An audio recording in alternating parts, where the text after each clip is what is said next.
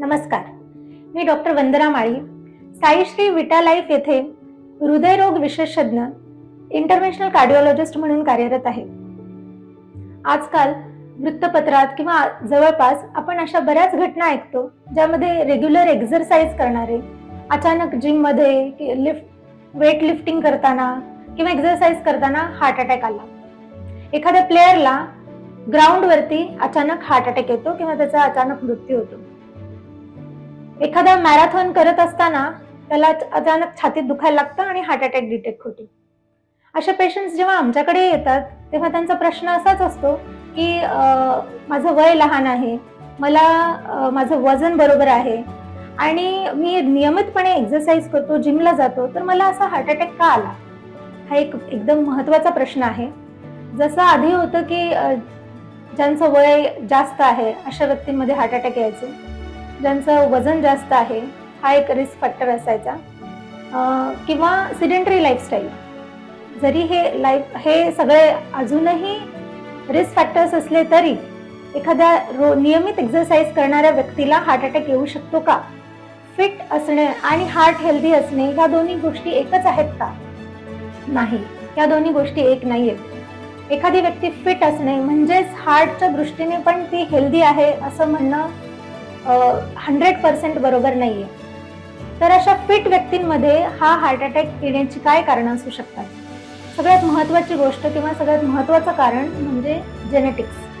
अशा व्यक्तींमध्ये बऱ्याचदा फॅमिली हिस्ट्री म्हणजे त्यांच्या आई किंवा वडिलांच्या फॅमिलीमध्ये, त्यांच्या जवळच्या नातेवाईकांमध्ये, भाऊ किंवा बहीण यांच्यामध्ये हार्ट अटॅक ची हिस्ट्री असू शकते किंवा सडन कार्डियक डेथची हिस्ट्री असू शकते. म्हणजे अचानकपणे झोपेत कमी वयामध्ये कुणाचा मृत्यू झाला अशा टाईपची हिस्ट्री असू शकते. हे लोक, या लोकांना पुढे एक्सरसाइज करताना हार्ट अटॅक येण्याचे चान्सेस असतात, कारण त्याच्यामध्ये हा जेनेटिक टेंडन्सी आहे. दुसरी गोष्ट, आपण एक्सरसाइज करतो म्हणजे आपण फिट आहोत असा एक समज, जो ऍक्च्युअली गैरसमज आहे तो लोकांचा असतो. त्यामुळे बऱ्याचदा चेकअप केले जात नाहीत. ब्लड शुगर, हायपरटेन्शन, कोलेस्ट्रॉल या नियमित चेकअप हे नियमित चेकअप स्किप होतात. आपण हेल्दी आहोत हा समज किंवा गैरसमज धरून ठेवल्यामुळे त्यांच्यामध्ये या गोष्टी अनडिटेक्टेड राहतात आणि हायपरटेन्शन, डायबिटीस, कोलेस्ट्रॉल हे सगळे सायलेंट किलर आहेत. या सगळ्या गोष्टींचा जेव्हा एखाद्या ऑर्गनवरती म्हणजेच हार्टवरती परिणाम होतो तेव्हा त्या गोष्टी आहेत हे समजून येतं. जरी डिटेक्ट झाला तरी मी आता कोलेस्ट्रॉल माझं एक्सरसाइजने कमी करेन किंवा ब्लड प्रेशर माझं एक्सरसाइजने कंट्रोल आणेल असं म्हणून त्या गोष्टींचे मेडिसिन्स घेतले जात नाहीत. मग हेही हार्ट अटॅक यायला रिस्क फॅक्टर्स होतात. याशिवाय स्ट्रेस हा एक महत्त्वाचा घटक आहे जो हार्ट अटॅकला कारणीभूत ठरतो. वर्क लाईफ स्ट्रेस असणं, एन्व्हायरमेंटल पोल्युशन हा सुद्धा हार्ट अटॅकला एक रिस्क फॅक्टर आहे. वर्क लाईफ स्ट्रेस असणं, एन्व्हायरमेंटल पोल्युशन, जंक फूड या सगळ्या गोष्टींमुळे हार्ट अटॅक वाढू शकतो. ह्या एक इंडिपेंडंट रिस्क फॅक्टर्स मध्ये या गोष्टीचा समावेश होतो. तर मग एखादा व्यक्ती फिट असेल, रेग्युलर एक्सरसाइज असेल, तर अशा लोकांमध्ये काही वॉर्निंग साईन्स येतात का की ज्याच्यामुळे आपल्याला हार्ट अटॅक येण्याची शक्यता आहे किंवा चेकअप करण्याची जरुरी आहे हे समजू शकतं? हो, या लोकांमध्येही काही वॉर्निंग साईन्स असतात. यांनाही छातीमध्ये दुखणं, धाप लागणं, चक्कर येणं या सगळ्या गोष्टी असू शकतात ज्या दुर्लक्षित होतात की मला आज जास्त एक्झर्शन झालं म्हणून थोडंसं डिस्कम्फर्ट वाटत आहे, अशा टाईपचा त्यांचा समज होतो आणि चेकअप्स हे पोस्टपोन केले जातात. शिवाय जर कोणी एक्सरसाइज करत असेल आणि जितकी एक्सरसाइज ते पूर्वी करू शकायचे त्याच्यापेक्षा कमी वेळामध्ये थकवा येत असेल, म्हणजे अर्ली फटीग, लवकरच फटीग सुरू होतोय आणि जास्त वेळासाठी तो थकवा राहतोय, रिकव्हरी व्हायला वेळ लागते, तर हे सुद्धा एक हार्टमध्ये ब्लॉकेजेस असण्याचं साईन असू शकतं. अशा वेळी तपासणी करण्याची गरज आहे. आता ह्या गोष्टी प्रिव्हेंट कशा करता येतील? प्रिव्हेन्शनसाठी इन जनरल ज्या गोष्टी आहेत की एखाद्याला डिटेक्ट झाला, blood pressure, sugar, cholesterol detect झाला, तर त्याप्रमाणे आपण त्या गोष्टींची काळजी घेणं, त्या गोष्टी सगळ्या रेग्युलर चेकअप करणं आणि त्या कंट्रोलमध्ये ठेवणं ह्या जरुरी आहे. शिवाय एक्झरसाइजशी रिलेटेड काही गोष्टी पाळाव्या लागतात, म्हणजे एनर्जी ड्रिंक्स, कॅफीन, हेवी एक्झरसाइजच्या आधी टाळायला पाहिजे, ज्यामुळे हॉर्मोन्सचं प्रमाण रक्तातलं वाढतं आणि त्यामुळे अचानकपणे हृदयगती वाढण्याची शक्यता असते किंवा हार्ट अटॅक येण्याची शक्यता असते. डिहायड्रेशन हे टाळलं पाहिजे. अॅनाबॉलिक स्टेरॉइड्स, यामुळे बऱ्याचदा हार्ट अटॅक येण्याची शक्यता असते. त्यामुळे स्टेरॉइड्स आणि सप्लिमेंट्स हे डॉक्टरांच्या सल्ल्याशिवाय वापरू नये. एक्झरसाइज करणाऱ्या व्यक्तींनी प्रिव्हेन्शनसाठी काही काळजी घ्यायला हवी का? ज्यांना अगदी हेवी एक्झरसाइज करायची आहे, बॉडी बिल्डिंग किंवा ॲथलेट्स जे प्लेग्राऊंड्समध्ये खेळणार आहेत, अशा व्यक्तींनी बेसिक चेकअप करण्याची गरज आहे, ज्याच्यामध्ये ECG, BP, sugar, blood cholesterol levels ह्या बेसिक टेस्ट होतात.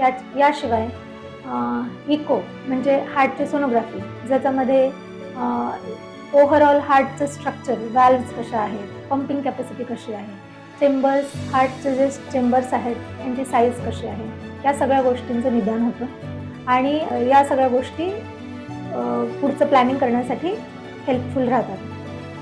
शिवाय दुसरी एक टेस्ट असते ज्याला आपण स्ट्रेस टेस्ट किंवा TMT म्हणतो, ज्यामध्ये आपण एखादा व्यक्ती चालत असताना, एक्झरसाइज करत असताना त्याचा हार्ट रेट जास्त झाल्यावरती, म्हणजे हार्टची ऑक्सिजन डिमांड वाढल्यावरती ECG वरती काय चेंजेस येतात हे पाहू शकतो, जे हार्टच्या आर्टरीमध्ये ब्लॉकेजेस आहेत का याची आयडिया देते. तर हे सगळे चेकअप व्हायला हवेत आणि फक्त ट्रेनरचंच ऐकायचं असं नाही, बॉडीच्या सिम्पटम्सकडे पण लक्ष द्यायचं, बॉडीचंही ऐकायचं.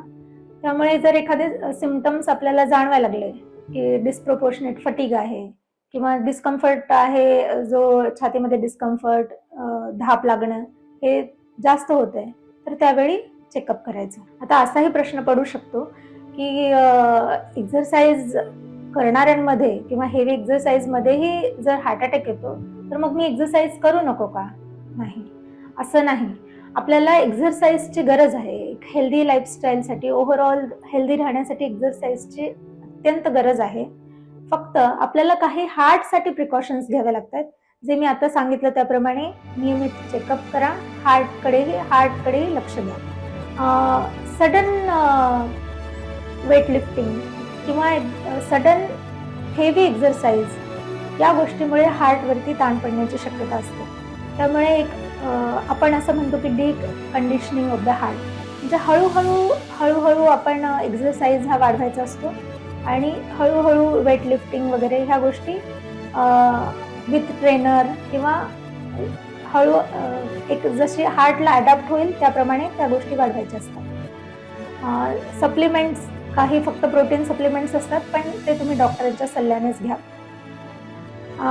एखाद्या नवीन व्यक्तीला एक्झरसाइज सुरू करायचं असेल तर त्यांनी काय करायला पाहिजे? वॉकिंग पासून सुरू करा, वॉकिंग करा. एक मॉडरेट किंवा हेल्दी लाईफस्टाईलसाठी 150 मिनिट्स पर वीक अशी एक्झरसाइजची गरज आहे. म्हणजे एक 30 मिनिट्स पर डे अशाप्रमाणे आपण एक 5 डेज तरी पर वीक एक्झरसाइज करायला हवं. जे it should be moderate intensity. Moderate intensity म्हणजे काय की तो एक्झरसाइज करत असताना यू कांट सिंग, तुम्ही गाऊ शकत नाही, पण तुम्ही बोलू शकता. म्हणजे इथपर्यंत तुमचा हार्ट रेट वाढलेला चालतो. असे मॉडरेट इंटेन्सिटी एक्झरसाइज हे हार्टच्या हेल्थच्या दृष्टीने आवश्यक आहेत, सगळ्यांसाठीच आवश्यक आहे. तुम्हाला हृदयरोगाबद्दल अजूनही काही शंका असतील, हार्टचं काही चेकअप करून घ्यायचं असेल, तर साईश्री विटा लाईफ येथे 24/7 कार्डिओलॉजी डिपार्टमेंट कार्यरत आहे आणि तुम्ही निदान करण्यासाठी किंवा ट्रीटमेंट घेण्यासाठी कधीही येऊ शकता. धन्यवाद.